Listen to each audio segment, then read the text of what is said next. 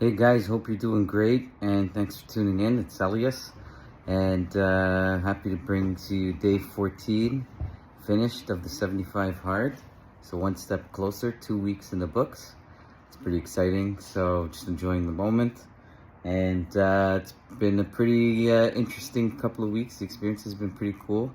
Doing it the second time around, you kind of know what to expect. So I've been actually, pretty good and consistent, and pretty excited that 2 weeks are under my belt. And I think, with each week now that go by, I think it'll just quickly start to accelerate. And before you know it, it'll be 75 days. So not going to get too far ahead of myself. Still just going to focus on one day at a time, just kind of taking off the tasks of the day at hand. And excited to kick off week 3 tomorrow. 15 days will be officially 20% of the 75 hard being done. So, just one more milestone, and it's really great. So I'm looking forward to that.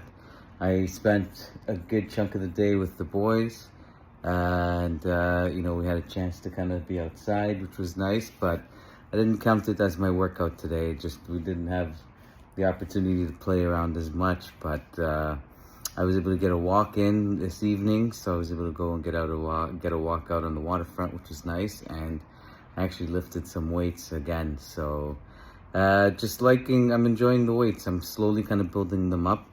I'm not really going after personal bests or records in terms of weight lifted.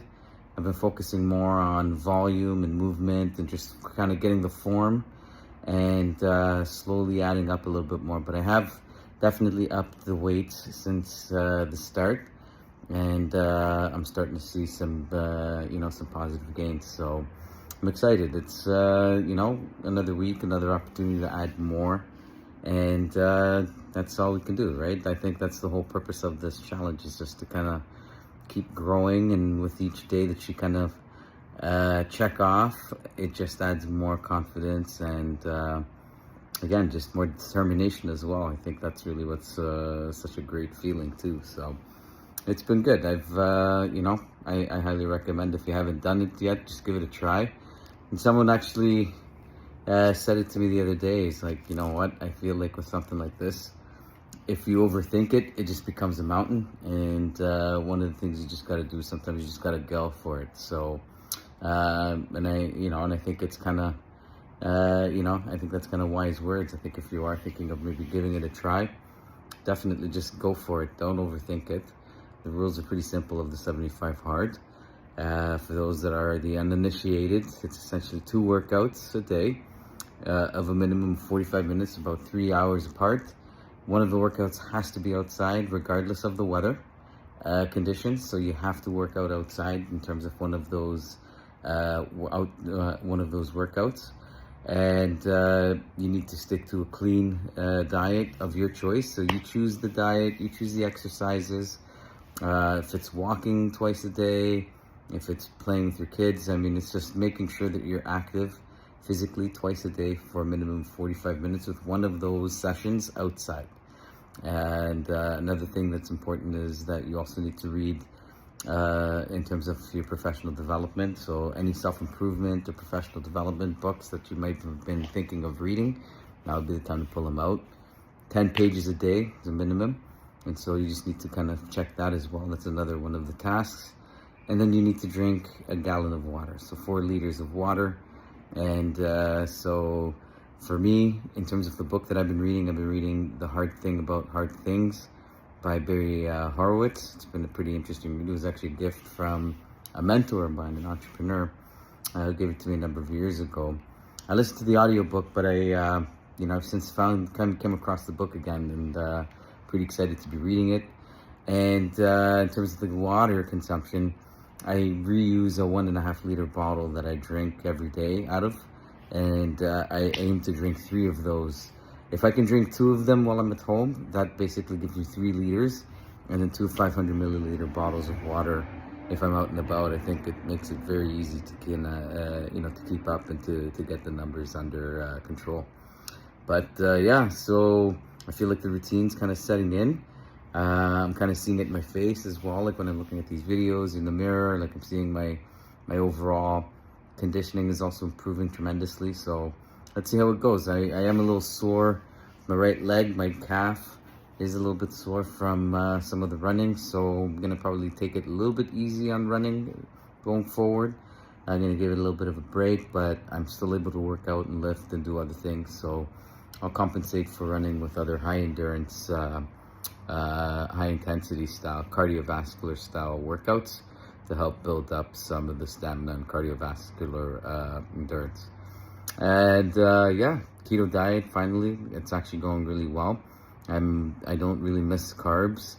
I'm lucky to say that I grew up eating meat and vegetables growing up, so following a keto diet feels kind of second nature in a sense. Being Mediterranean, all I've had to do is really just cut out the bread and pasta and rice and other carbohydrates, and so it's been good.